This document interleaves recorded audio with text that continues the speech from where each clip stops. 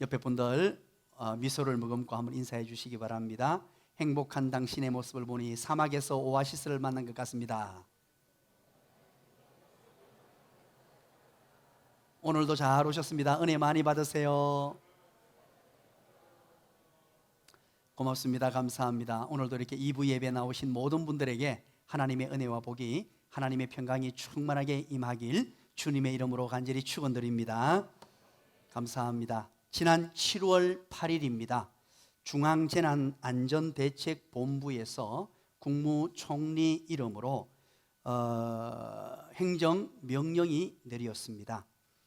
정규 예배, 교회를 향해서 내려진 명령입니다. 정규 예배 외 각종 모임을 중단한다는 그런 행정명령이었습니다. 저는 상당히 당혹스럽고 놀랐으며 이걸 어떻게 해야 되나 갑자기 많은 생각을 하면서 하나님께 간구하고 기도했습니다.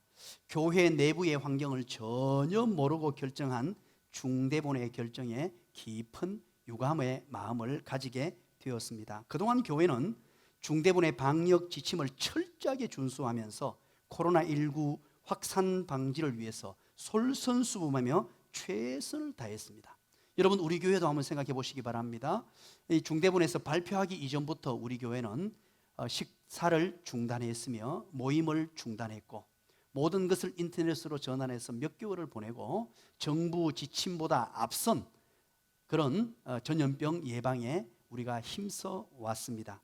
그런데도 불구하고 중대본은 소모임을 통한 집단 감염의 원인을 교회 소모임이라고 지목하였습니다. 대부분의 교회는 교회 내 확진자 발생은 자체에서 발생한 것이 아니고 무증상 확진자의 외부 유입이 원인이었습니다. 그럼에도 불구하고 유독 교회만을 감염의 온상지로 지목한 것은 심각한 문제가 있는 것입니다. 여러분 한번 생각해 보시기 바랍니다. 불특정 다수들이 모이는 모임이 있습니다. 요즘 식당을 한번 가보십시오. 카페를 가보십시오. 클럽, 술집, 이거 누가 누군지도 모르는 불특정 다수가 모이는 이 모임은 문제 삼지 않고 오히려 모임 참석 여부를 정확하게 확인 가능한 교회만을 대상으로 금지 명령을 내린 것은 이해할 수 없는 그런 결정입니다. 그래서 한국교회 총연합회, 우리 개신교가 속한 90% 이상의 우리 교회들이 속한 단체입니다. 그 단체에서 이례적으로 즉시 이 금지 행정명령을 철회해 줄 것을 강력하게 요청을 했습니다. 그리고 그 외의 모든 기독교 단체들도 일제히 일어나서 이것은 진보, 보수 이것 가릴 것 없이 어떤 사상 이념과 상관없이 온 교회가 일어나서 반대를 하게 됩니다.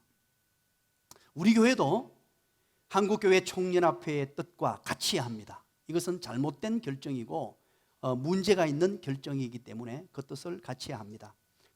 하지만 정부를 세우신 분도 하나님이시고 국가를 세우신 공권력의 모든 권한은 하나님에게부터 나옵니다. 그래서 우리는 7월 8일 날 이 발표가 나고 7월 9일 이례적으로 제가 막 고민을 했습니다. 7월 8일 온종일 고민하고 8일 또 기도하면서 하나님 이것 빨리 결정을 내려서 지침을 내려줘야 되는데 어떻게 할까요? 고민하며 기도하며 결정을 내리면서 우리 장로님들과 함께 이야기를 나누었습니다. 그리고 결정 내린 것은 7월 9일 저녁에 여러분들에게 문자로 교회의 입장문을 발표했습니다.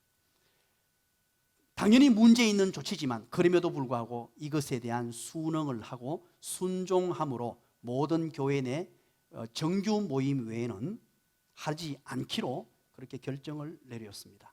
참으로 안타까운 마음, 참담한 마음이었고 눈물을 흘리면서 그렇게 결정할 수밖에 없었습니다. 그런데 여러분 중요한 것은 무엇이냐? 이 정부 지침이 발표되고 금지 명령이 내릴 때 중요한 단서 조항이 붙었습니다. 그게 뭐냐? 정규 예배는 허락한다는 것입니다. 여러분 기억하십니까? 정규 예배 외의 모임을 중단한다는 것이지 정규 모임은 허락한다는 거죠. 그렇다면 정규 모임, 이분들은 잘 몰라서 정규 모임이라고 했는데 우리 교회에서는 그것을 공적 예배라고 합니다.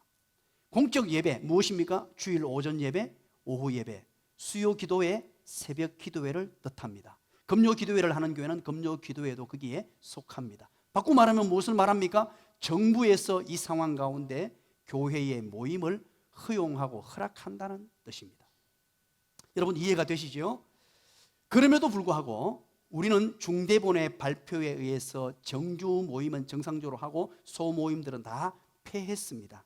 그런데도 두려워서 공적 예배에도 참여하지 못하는 사람들이 생겨나고 있습니다.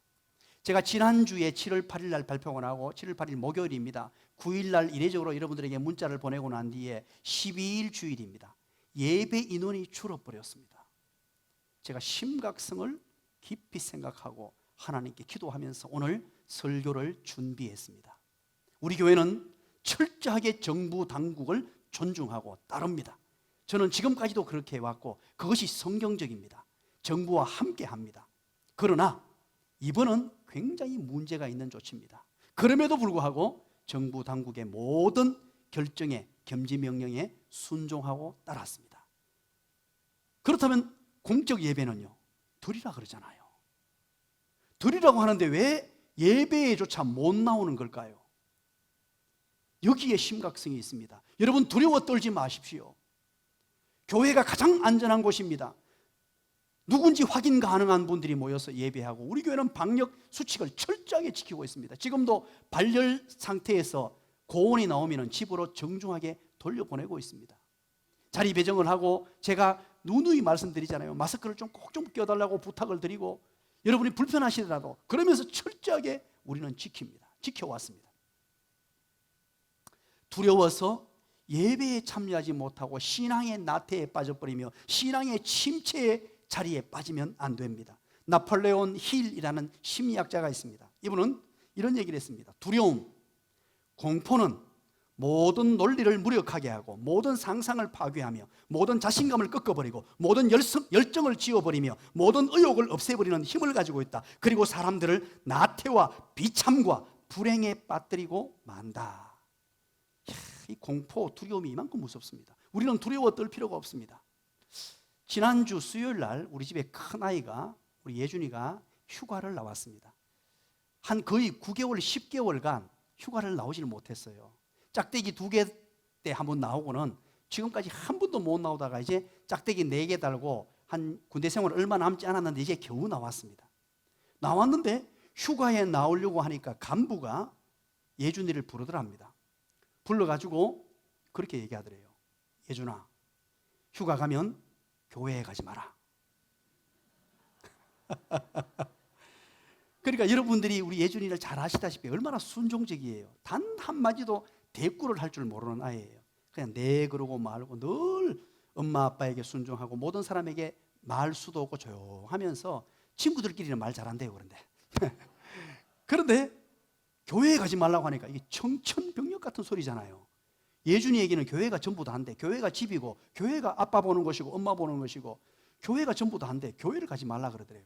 그런데 어디서 그런 용기가 나왔는지 그렇게 딱 얘기했대요. 간부를 쳐다보면서 죄송합니다 하면서 교회 가지 말아야 될 이유가 무엇입니까? 물었다는 거죠. 그래서 전염병 코로나19 때문에 그렇다 그러니까 정부의 지침도 정규 예배에 가도록 허용을 하는데 누구 명령입니까? 그래 딱 얘기했대요. 그러니까 간부가 깜짝 놀라면서 순간적으로 당황하더래요. 당황하더니만 가만히 생각하더니만 아 그래? 그러면 가라 그러더랍니다. 그래서 오늘 교회에 왔습니다. 사랑하는 여러분, 코로나19 사태가 매우 심각한 상황임은 틀림이 없습니다. 그래서 이례적으로 우리 교회는 선제 조치를 취했으며 강력한 조치를 취하기도 하고요. 지금도 제가 정말로 모든 조치 만에 하나를 생각하면서 이곳저곳을 살피고 있습니다. 이것 여러분 준비하고 또 준비하고 전염병에 예방하고 또 예방하고 또 예방해야 됩니다. 그리고 정부와 함께 힘을 모아서 중대본의 결정을 따르고 전문가들의 의견을 따르는 것 너무너무 중요합니다. 하지만 두려워서 신앙생활이 위축되거나 나태해지면 안 됩니다. 방역 수칙을 철저하게 지키면서 조심을 하고 그렇게 하되 신앙생활에 더 박차를 가하고 더 최선을 다하시는 여러분과 제가 되기를 주님의 이름으로 간절히 축원드립니다. 무엇보다도 두려워 떨지 말고 공적 예배, 정부도 인정하는 공적 예배 나오지 않을 이유가 없어요. 막연한 두려움, 막연한 공포, 막연한 코로나19 이거 떨지 마십시오. 여기에 현혹되거나 여기에 마음을 빼앗기지 마십시오. 저는 우리 성도들을 위해서 한 분 한 분을 이름을 부르면서 기도할 때 보이지 않는 얼굴들 있을 때마다 막 가슴이 미어집니다. 물론 사정이 있죠. 이해가 됩니다. 이해가 안 되면 또 더 그럴 텐데 이해가 다 돼요. 코로나19 때문에. 그런 상황 가운데 우리가 조금 더 힘을 내십시다.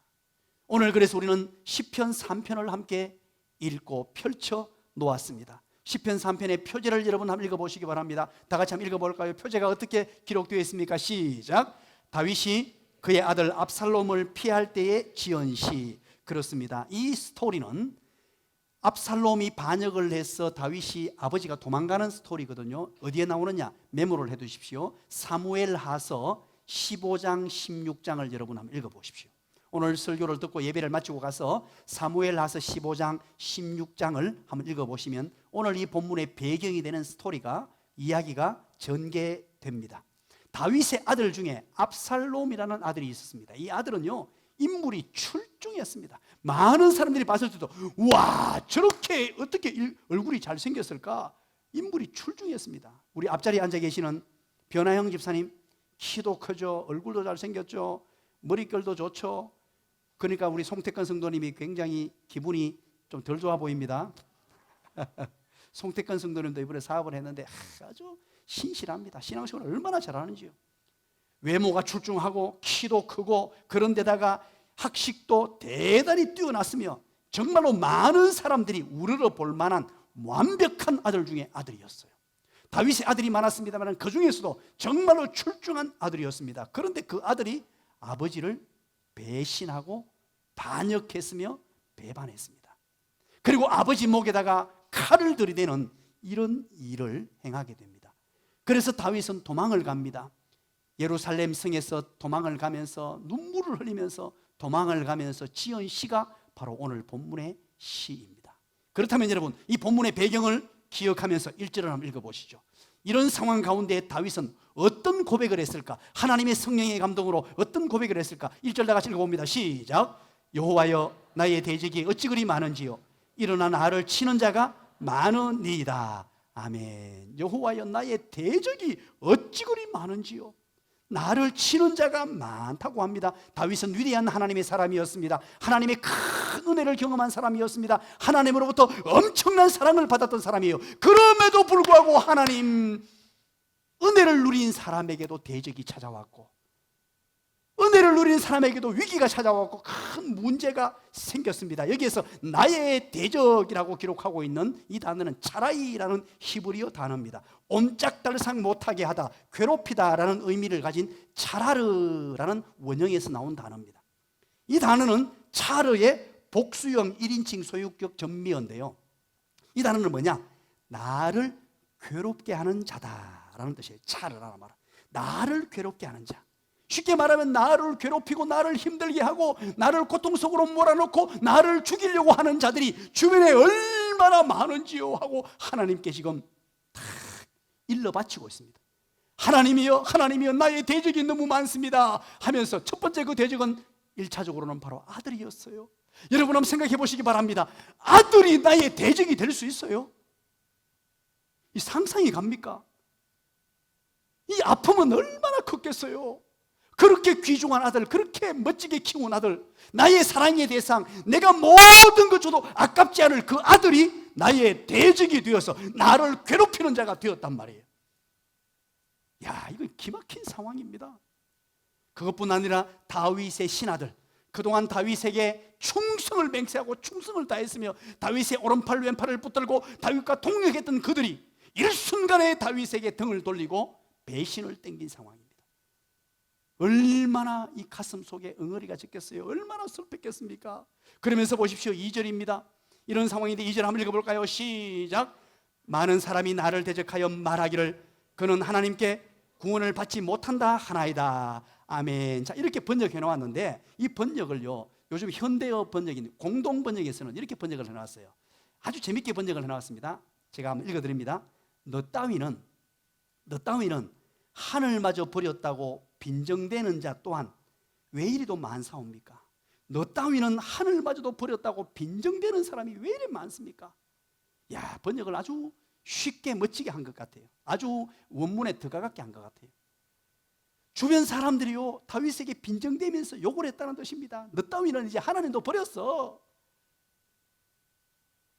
이 말로 사람을 괴롭히고 힘들게 하고 있다는 것입니다. 2절에서는 말로 공격하고 말로 얘기합니다. 심지어 이렇게 공격했던 사람이 누굽니까? 사무엘하서 16장 18절을 보십시오. 거기에 보면 시므이라는 사람이 등장합니다. 시므이는 바로 사울 계열, 사울 친척입니다. 사울의 친척이요 다윗이 이제 도망을 갈 때 왕궁에서 쫓겨나가지고 도망을 갑니다. 길을 가서 막 급하게 도망가는데 갑자기 시므이와 일단의 무리들이 나타나가지고는요 욕을 하는데 돌을 던지고 흙을 막 뿌리면서 다윗에게 욕을 합니다. 저주를 퍼붓습니다. 입에 담지 못할 욕설과 저주를 막 퍼부어댑니다. 이때 다윗의 마음이 어떠했겠어요? 아들로부터 배신을 당하고 그렇게 사랑하던 신하들로부터 배신을 당해서 도망가는데 그 중에 무리들이 나와서 시므이라는 사람이 저주를 퍼부어대니까, 말로 저주를 퍼부어대니까 얼마나 힘들었겠습니까? 오늘 이 나를 대적하여라는 말은 원문에 보니까 레나프시라는 말입니다. 이것은 네페시의 원형을 가진 단어예요. 이게 뭐냐? 우리말로 번역할 때는 나를 대적하여라고 번역해 놓았는데 원문에 가깝게 번역하면 나의 영혼을 대적하여라는 말이에요. 영혼이란 말은 뭡니까? 내면 세계, 속사람, 속마음, 속을 지금 막 끓고 있다는 말입니다. 영적 절망감에 빠진다는 것입니다. 여러분 속으로 막 타오르고, 속이 타오르면요 밥도 맛없고 잠도 맛없고 모든 게 맛이 없습니다. 잠도 안 오고 완전히 절망 속으로 말로 쪼아댔다는 말입니다. 그리고 보십시오. 나를 대적하여, 나를 대적했다는 말은 나의 영혼을 대적하여 말하기를 하고 말합니다. 여기는 오메림, 말하다, 짓거리다. 말로 얼마나 공격을 해왔는지 너무너무 힘들었다는 것입니다. 사단은 하나님의 사람을 주눅들게 만들고 힘 빠지게 만드는 방법이 뭐냐 하니까 사람을 동원하여서 말로 절망하게 만듭니다. 말로 비난하게 만들고 말로 그 사람을 힘들게 만들고 말로 정죄하고, 이 사단에 쓰는 아주 묘한 방법이에요. 교회 안에서도 지도자를 절망감에 빠뜨리는 정말로 최고의 방법이 뭐냐니까 사단이 쓰는 방법이 성도들의 말로 지도자를 힘들게 만드는 것입니다. 여러분 아시다시피 저는 참 부드러운 사람이죠. 별로 반응이 없습니다. 그런데 성격은 참 제가 생각할 때 굉장히 내성적인 것 같아요. 그렇게 하면 여러분들이 잘 안 믿는 것 같은데 뭐 활달하고 대인관계 잘 맺고 막 그렇게 하는데 아마 속 내면에 굉장히 내성적인 부분이 강한 것 같습니다. 그러다 보니까 때로는 잠도 잘 못 이룰 때가 많고, 어느 분이 조금 위기에 빠지거나 힘든 경우를 만나면 성도가 힘들면요 몇 달 며칠을 함께 힘들어해야 되고, 또 누군가 말을 이렇게 잘못 흘려서 들어오게 되면 그 진위를 다 떠나서 정말로 가슴 아픈 하루하루를 보내게 됩니다. 그런데 여러분, 저뿐이겠습니까? 모든 사람이 그렇죠. 다윗 또한 감성이 너무 풍부한 사람이라서 얼마나 힘들었을까 하는 생각을 해보게 돼요. 1절, 2절에서 아들을 쫓아 배신하고 이런 어려운 상황이 있는데 5절, 6절부터 먼저 넘어가 볼게요. 어떻게 다윗이 반응을 하느냐, 이거 굉장히 중요하죠. 이런 절체절명의 위기고 쫓겨나고 아들이 배신하고 신하가 배신하고 사람들이 막 욕설을 하고 비난하고 저주를 퍼붓는 이 상황 가운데 가면서 시를, 성령의 감독으로 시를 짓는데, 야, 어떻게 이런 고백을 할 수 있을까요? 5절, 6절 한번 읽어봅니다. 다 같이 읽습니다. 시작. 내가 누워 자고 깨었으니 여호와께서 나를 붙드심이로다. 천만인이 나를 에워싸 진친다 하여도 나는 두려워하지 아니하리이다. 아멘. 이야, 여기서 뭐라 그러냐니까 이런 절체절명의 위기, 아들이 배신하고 신하들이 똘똘 뭉쳐가지고 다윗을 죽이려고 하고 주변 사람들이 막 저주를 퍼붓는 이 상황 가운데 뭐라 그러냐? 내가 누워 자고 깨었으니 라고 말합니다. 여기에서 이 누워 자고라는 말인데요, 자고라는 말은 와이사나라는 단어를 쓰고 있어요. 원형은 야쇤인데 이것은 깊이 잠드는 상태를 말하고 있고요. 그리고 누워라는 말은 샤캇브티라는 말인데 샤카브라는 단어가 원형입니다. 이 말은 그냥 잠을 잔다 이런 뜻이에요. 그런데 이 두 단어가 함께 만나면요, 이게 누워, 자고, 야쇤, 샤카브 이 두 단어가 이례적으로 함께 쓰여질 때는 어떤 뜻이냐? 잠을 자되 아무 염려 없이 깊은 단잠을 잔다는 뜻이에요. 여러분, 이 상황 속에서 이게 가당키는 한 얘기입니까? 의도적으로 다윗은 이 두 단어를 함께 쓰고 있습니다. 야쇤, 샤카브 이 두 단어를 함께 쓰면서 평안한 잠을 잔다. 이 위기 가운데, 이 어려움 가운데 아들이 배신 땡기고, 그리고 주변에 내 신하들, 그렇게 나를 따라주고 존경하던 그 신하들이 나를 등지고 도망갔고, 나를 죽이려고 들고, 사람들이 나를 저주를 퍼붓고 욕을 해대는 이 상황 속에서 뭐라고 하느냐? 깊은 단잠을 잔다는 거예요. 이야, 기가 막히지 않습니까? 깊은 단잠을 자면서 뭐라 그럽니까? 4절 끝부분에 6절이죠. 천만인이 나를 애워싸 진친다 해도, 천만인이라는 것은 엄청나게 많은 대적입니다. 이런 말로 형용할 수 없는 어마어마한 대적이 애워싸 진쳐서 나를 죽이려고 한다고 할지라도 나는 두려워하지 아니하리이다. 다윗의 고백이에요. 기가 막힌 고백이죠. 나는 두려워하지 않겠습니다. 나는 두려워하지 않습니다. 어떤 역경, 어떤 고난, 어떤 대적들이 쳐들어오고 천만인이 나를 애워싸 진칠지라도 나는 두려워하지 않습니다. 저와 여러분도 이런 믿음을 소유하게 되시기를 주님의 이름으로 간절히 축원합니다. 그렇다면 여러분 기억해 보십시다. 이 내면의 파워, 이 내면의 당당함, 이 내면의 멋진 신앙인의 모습은 어디에서 나오는 것입니까? 두려워하지 않고, 아무것도 두려워하지 않고 깊은 단잠을 잘 수 있는 이 다윗 뿐만 아니고, 이 상황 가운데에서도 나는 두려워하지 않겠습니다라고 선언하고 선포하는 이 담대함은 어디서 나온 것일까요? 3절입니다. 그 3절의 첫 번째 해답이 나옵니다. 오늘 세 가지가 오늘 본문에 등장하는데요, 3절 한번 읽어봅니다. 시작.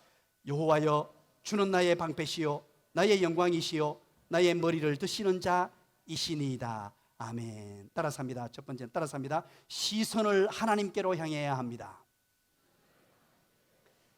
자, 오늘 이 본문의 배경은 사무엘하서 15장 16장이라 그랬죠. 압살롬의 아들이 반역을 했습니다. 다윗이 얼마나 급했는지 신발을 신지도 못하고 맨발로 도망을 했어요. 얼마나 급했는지 전혀 예기치 못했다는 뜻이에요. 아들이 어떻게 아버지를 배반할까? 상상도 못할 일이 벌어졌습니다. 그렇게 도망을 하면서 이 와중에 신하들도 다윗을 버리고 배신을 했고, 심지어 다윗을 죽이려고 하는 이 힘든 순간에, 인생 최대의 위기 앞에 여호와여, 주는 나의 방패시오라고 고백을 하죠. 오늘 이 본문을 조금 더 깊이 봐야 됩니다. 여기서 여호와여, 주는 나의 라는 단어가 굉장히 중요한 단어입니다. 여호와여, 주는 이라고 말하는데, 이 주는 이라는 말을 번역을 그냥 우리말로 주는 이라고 한 단어로 번역을 해놓았는데, 원어는요 웨아타라는 단어를 써요. 웨아타. 이 웨아타라는 히브리어는 와우 플러스 아타를 합성해 놓은 두 단어를 모아두었어요. 와우라는 말은 역접 접속사로 쓰여진 그러나라는 단어입니다. 그러나, 그리고 아타는 당신이라는 아주 친밀한 2인칭이에요. 친밀한 단어, 굉장히 친밀할 때 쓰는, 제가 우리 집사람한테는 당신, 여보, 당신 부를 때 이런 친밀한 단어예요.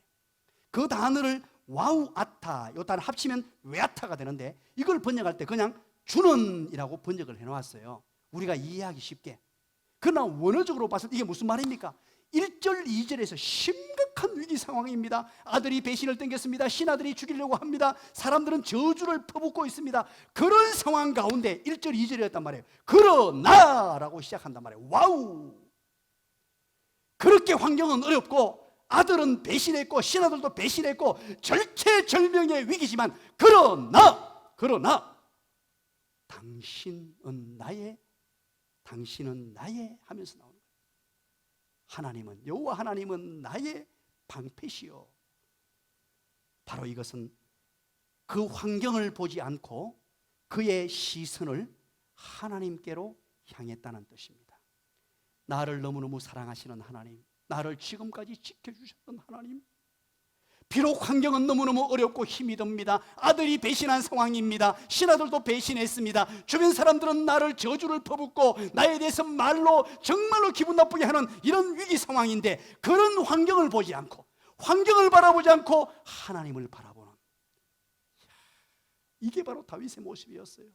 오늘 우리도 마찬가지입니다. 이 땅을 살아가면 환경은 정말로 어렵습니다. 코로나19 상황이요, 정말 우리는 상상하지도 못한 상황이었잖아요. 예기치 못했던 상황입니다. 그것뿐입니까? 어떤 분들은 질병을 만납니다. 어떤 분들은 가정에 문제가 생깁니다. 어떤 분들은 자녀에게 문제가 생깁니다. 어떤 분들은 남편에게, 아내에게 문제가 생깁니다. 인간관계에 문제가 생깁니다. 그러나 그것을 보고 거기에 시선을 고정시키고 거기에 빠져 매몰돼 버리면 방법이 없어요. 아무리 강한 자라도 그 속에 파묻혀서 사람이 죽을 지경이 되어버려요. 어려운 환경을 만나고 고통의 순간을 만날 때 우리는 눈을 들어서 그러나 왜타 와우 그러나 나는 바로 나를 너무너무 사랑하시는 친밀한 단어 우리 주님 하나님, 그분을 바라보시게 되시기를 주님의 이름으로 간절히 축원합니다. 바로 다윗은 그 주님을 바라보았습니다. 주님에게 모든 것을 걸었습니다. 친밀한 단어 당신 그분 여호와 당신 하나님, 내가 주님을 바라봅니다. 오늘 이 본문을 주애했던 크레이기라는 사람이 이 본문을 주애를 했어요. 이 주애서를, 해설서를 쭉 읽다가 제가요, 이분 참 정말로 주애를 잘했구나 하는 생각이 들어서 여러분들에게 소개를 합니다. 이 부분에서 어떻게 소개를 했냐, 이렇게 소개합니다. 크레이기라는 사람이 만일 우리가 대적들의 세력을 계속 바라본다면, 만일 우리가 대적들, 우리를 힘들게 만드는 사람들의 세력을 계속 바라본다면 그들은 우리의 마음속에서 더욱 거대한 존재로 부각될 것이며 그들의 성체는 더욱 높아지게 될 것이다. 그러나 우리의 시선을 하나님께로 돌릴 때, 대적들의 가상의 힘은 산산이 부서져 버릴 것이다. 이 대적들의 진짜 힘이 아니고 가상의 힘인데도 불구하고 우리는 그 두려워 떤다는 거예요. 그거 볼 필요 없다는 것입니다. 혹시 우리에게 무슨 문제가 있습니까? 가정에 문제가 있습니까? 자녀에 문제가 있습니까? 예기치 못했던 사업상의 문제가 나타났습니까? 그럴 때 사랑하는 여러분, 그걸 바라보고 그 속에 매몰되어서 시선이 그곳에 머물지 말고 빨리 눈을 들어서 하나님을 보게 되시기를 주님의 이름으로 간절히 축원합니다. 그게 바로 외아타입니다. 외아타. 환경에 시선을 두지 말고 하나님을 바라보는 거예요. 다윗은 그 순간에, 그 절체절명의 위기의 순간에 자식도 바라보지 않았고 배신자도 바라보지 않았고 자기를 저주하며 욕하는 것도 바라보지 않고 그 순간에 눈을 들어서 수많은 환경 너머에 있는 능력의 하나님, 살아계신 하나님을 바라보았다는 거예요. 이것이 승리의 비결이고 이것이 천만인이 나를 애워싸 진칠지라도 두려워하지 않고 깊은 잠을 잘 수 있는 비결임을 믿으시기를 간절히 축원합니다. 저는 목회를 하면서 중요한 지침이 있습니다. 목회 철학이라 그러죠. 아마 여러분들 설교 시간에 이제 목회 철학을 많이 쏟아내었죠.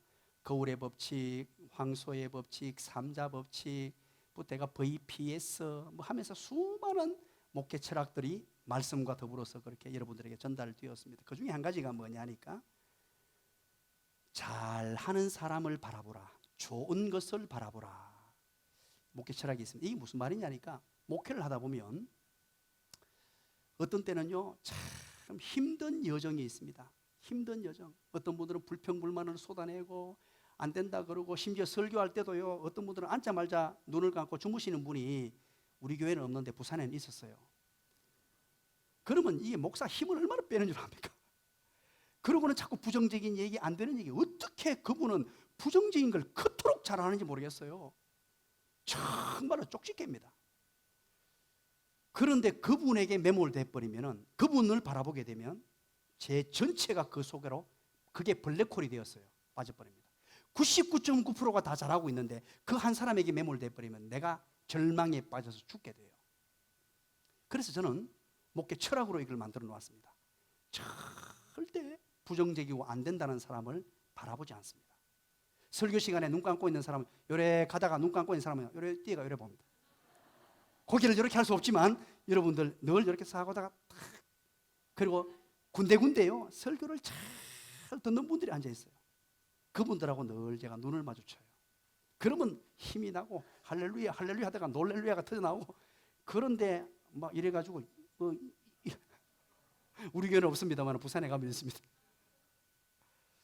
참 여러분 중요한 것입니다. 우리 시선을요 첫 번째는 하나님께로 향해야 됩니다. 기억하십시오. 그리고 두 번째는 안 되는 곳에 시선을 두지 마십시오. 부정적인 곳에 두지 마십시오. 그러면 내가 죽어요.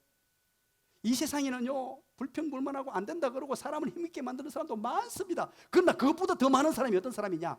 긍정적이고 믿음의 사람이고 나에게 힘을 주고 용기를 북돋아주고 에너지를 주는 사람이 더 많아요. 그런데 우리는 굳이 안 되는 사람, 그 사람 때문에 기분 나빠하고 매몰돼가지고 힘들어하고 고통스러워하고 그렇게 살 필요 없어요. 대다수의 사람, 잘하는 사람들을 바라보세요. 우리 김지영 집사님 앞전에 앉아서 말씀을 얼마나 잘 듣는지 뭐 그냥 고개 끄덕끄덕 아멘 아멘 하니까 얼마나 행복한지. 그런 분들을 바라보고 여러분들이 사시는 거예요. 절대 못하고 부정적이고 안 된다는 사람은 어떤 사람이냐? 여러분 기도해 주셔야 돼요. 가슴에 품고 그분들을 위해서 기도해 주시고 그분들이 진심으로 잘 되도록 기도하고 사랑으로 보듬어 줘야 돼요. 그러나 그분들은 바라보지 마십시오. 그렇다면 여러분 보세요. 시선을 하나님께 고정시키는데 시선을 고정시키는 하나님이 어떤 분이냐? 이 첫 번째 뭐라 그럽니까? 삼중 강조로 나옵니다. 먼저 나의 방패라고 해요. 그렇죠? 나의 방패라고 얘기하죠. 자, 방패가 뭡니까? 방패는요 나를 앞뒤로 두르고 있는 방패, 마겐바디라는 겁니다. 고대 사회에서요 이 마겐바디라는 것은 생명을 보장해 줄 수 있는 가장 좋은 방어 수단이었습니다.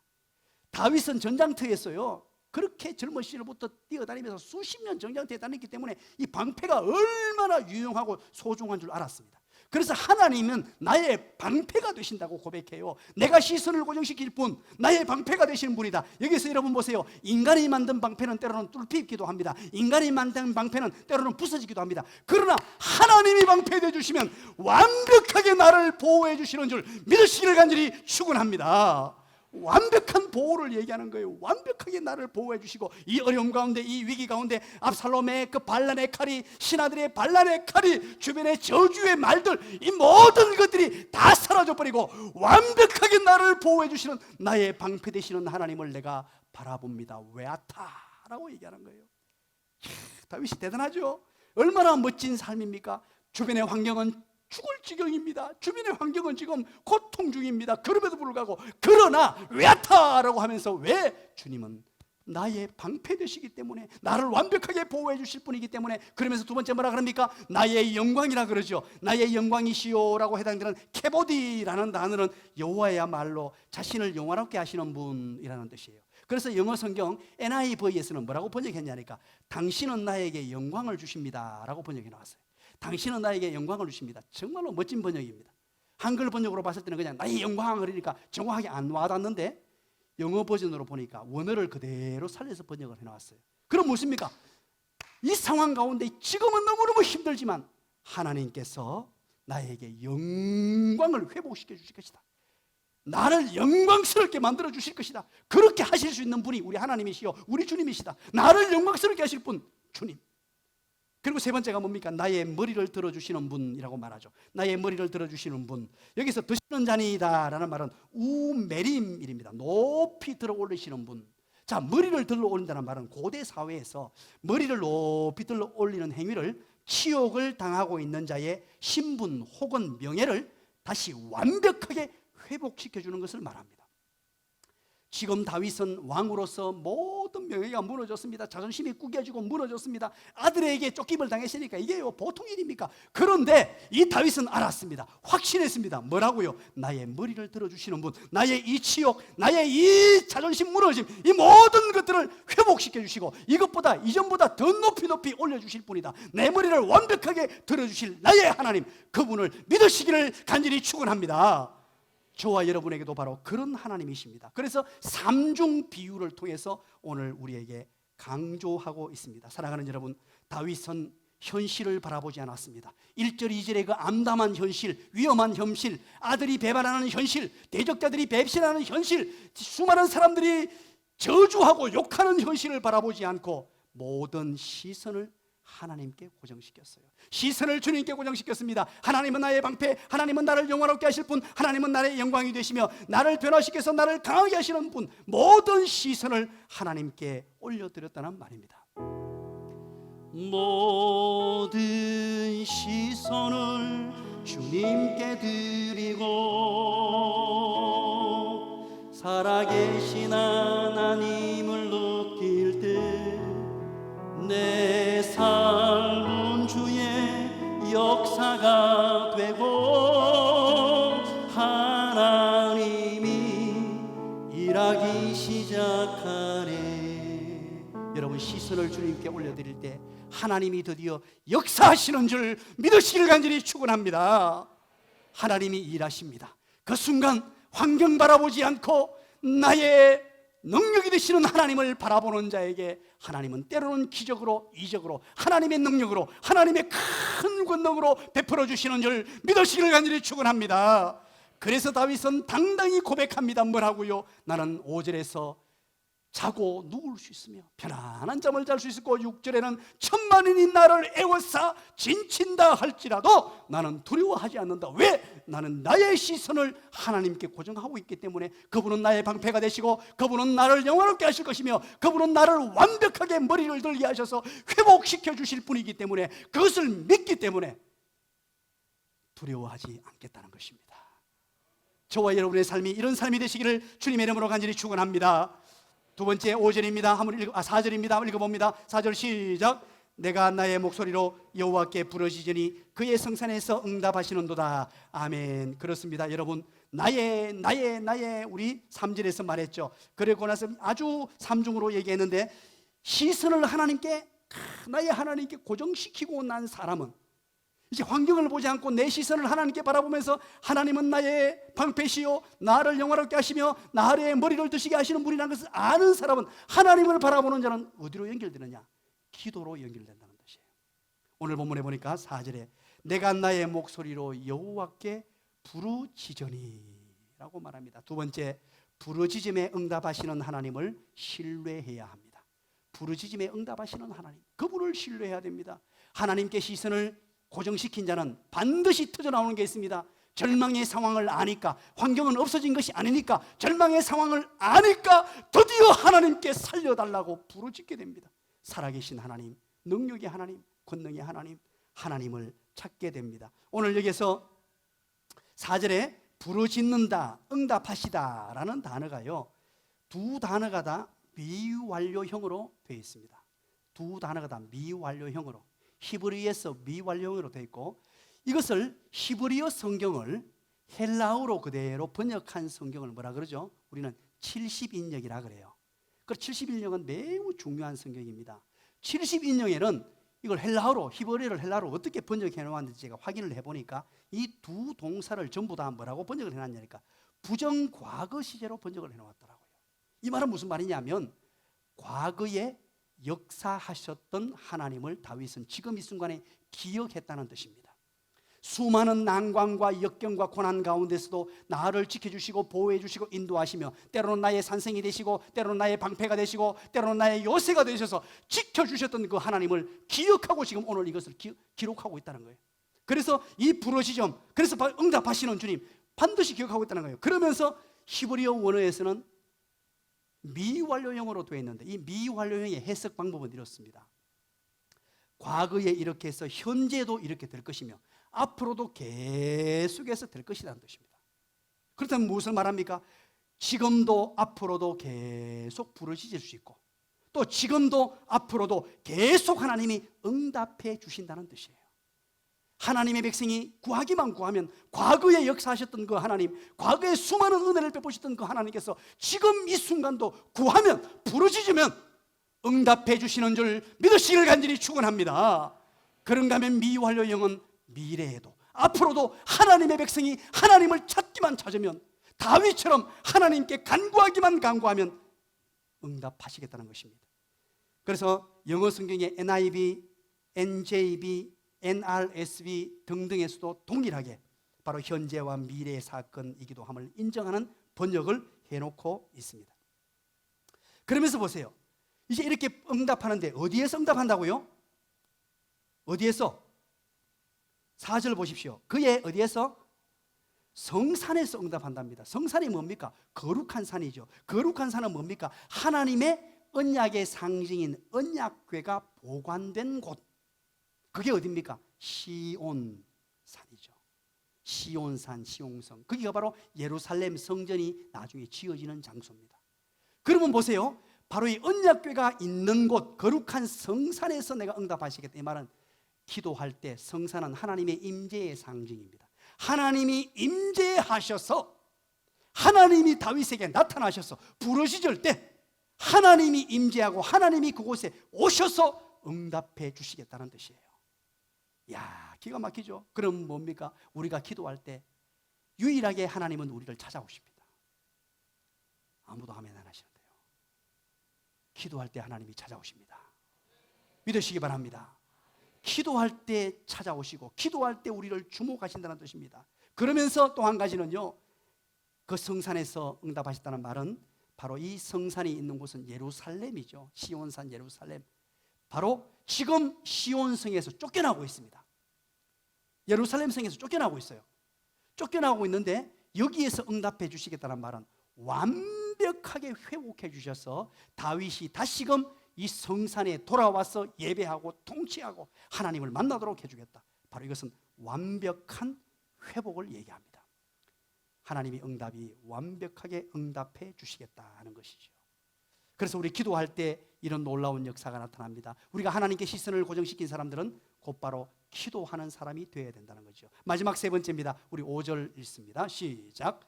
내가 누워 자고 깨었으니 여호와께서 나를 붙드심이로다.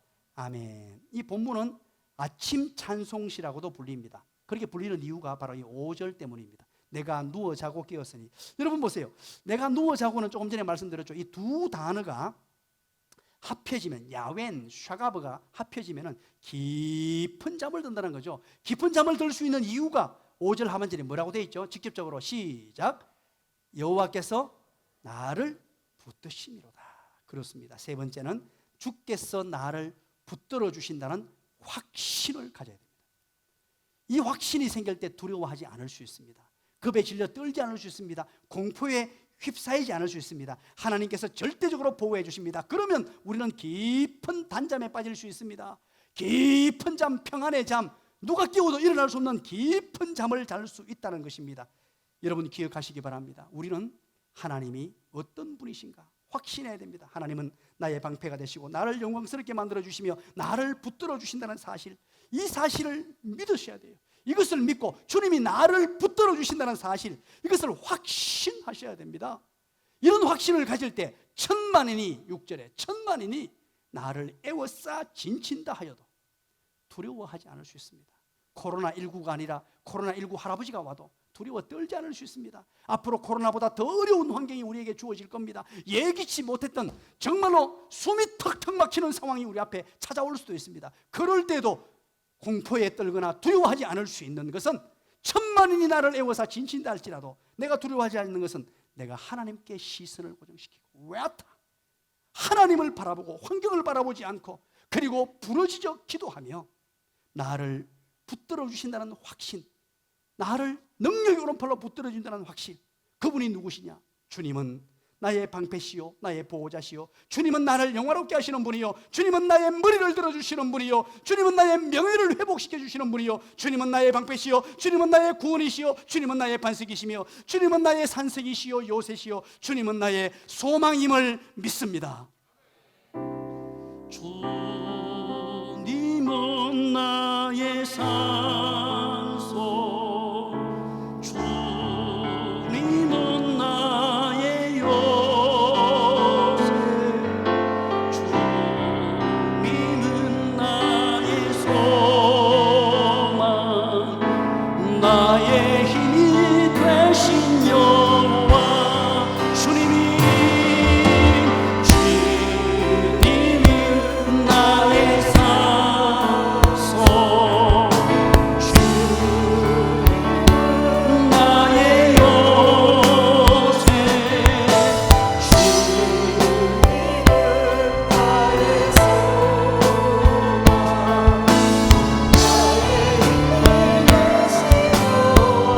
아무것도 두려워 말라. 아무것도 두려워 말라. 주 나의 하나님이 지켜주시네. 놀라지 마라, 겁내지 마라. 주님 나를 지켜주시니 아무것도 두려워 말라. 아무것도 두려워 말라. 주 나의 하나님이 지켜주시네. 아멘. 놀라지 마라, 겁내지 마라. 주님 나를 지켜주시네. 내 맘이 힘에 겨워, 내 맘이 힘에 겨워 지칠지라도 주님 나를 지켜주시네. 아멘. 세상에 험한 풍파 몰아치면도 주님 나를 지켜주시네. 주님은 나의 산소, 주님은 나의 요새, 주님은 나의 소망, 나의 힘이 되신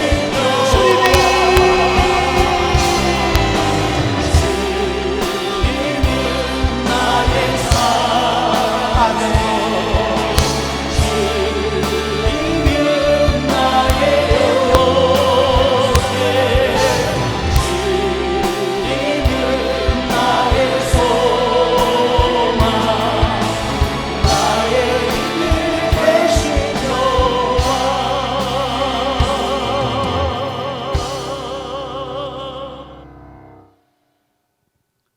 지금은 우리 주님 예수 그리스도의 은혜와 하나님 아버지의 크시고 놀라우신 사랑하심과 성령님의 위로교통 충만하심의 은혜가 오늘 하나님 앞에 나와 예배드리는 모든 하나님의 백성들 위해, 또 하나님께 시선을 고정시키고 부르짖어 기도하며 나를 붙들어 주시는 하나님을 확신함으로 두려워 떨지 않고 당당하게 힘있게 믿음으로 살아가기로 다짐하고 일어서는 모든 하나님의 백성들 머리 위에 지금부터 영원토록 함께 있을지어다. 아멘.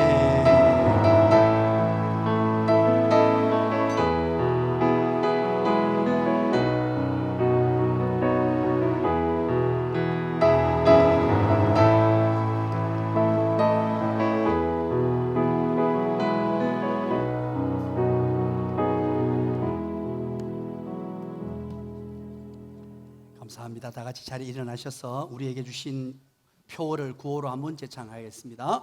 구호 준비!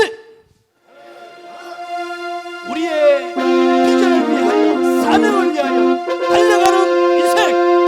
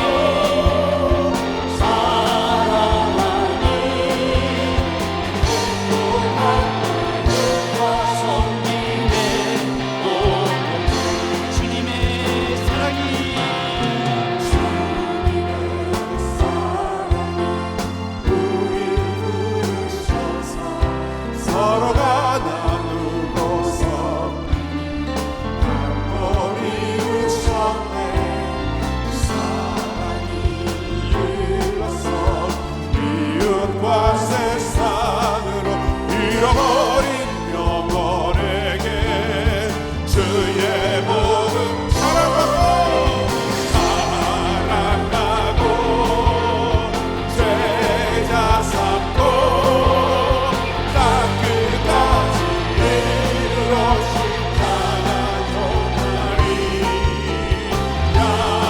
양육하고 자랑하는 행복한 나눔과 섬김의 공동체. 우리를 붙들어 주시는 하나님 앞에 영광